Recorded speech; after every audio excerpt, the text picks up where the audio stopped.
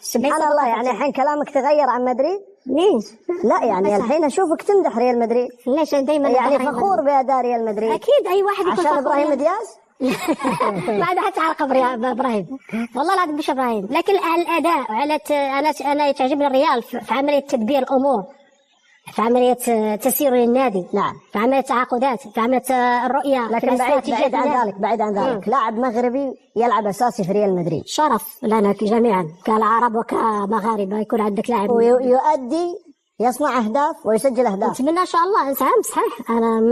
احنا محظوظين عندنا لاعب في ريال مدريد، وبالطبيعه انه سيؤثر بشكل ايجابي على اداء المنتخب. هو حكيمي كان في مدريد لكن لم يلعب بشكل اساسي، ما كانش اساسي. نتمنى ان شاء الله. ابراهيم دياز خبره متراكمه برغم صغر سنه، لعب في الميلان، لعب في السيتي، ولعب في السيتي، صحيح، واتى الى مدريد. مدريد لم يجد مكان اساسي. شوف انا اللي عجبني في ابراهيم دياز انه بداية الموسم كان أقل لاعب أعطته الفرصة. صحيح. ولكن انتظر الفرصة. لاعب ذكي. شوف وصبور.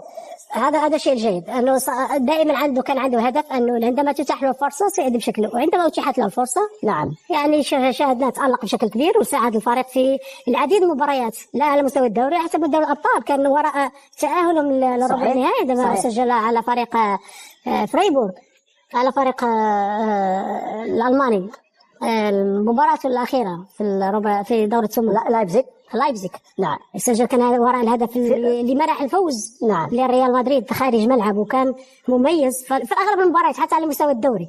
لكن كما قلت أنا لاعب كان ينتظر الفرصة، عنده إمكانيات.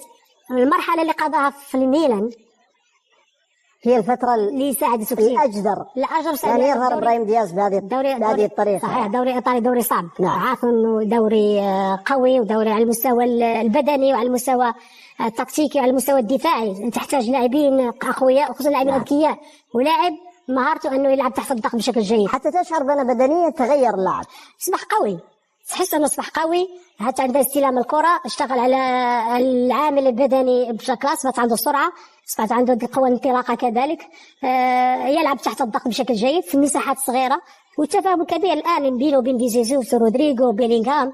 اكيد ان انجيلوتي اصبح الان يعني عنده عده لاعبين متاحين في اختيارات على المستوى الهجوم.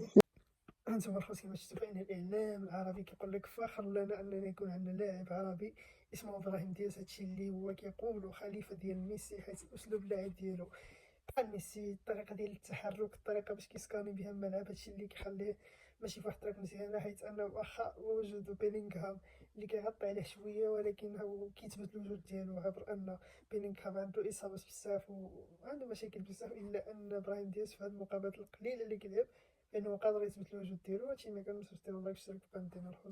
الهدف ديالنا في الفيديو هذا هو 100 لايك و50 اشتراك.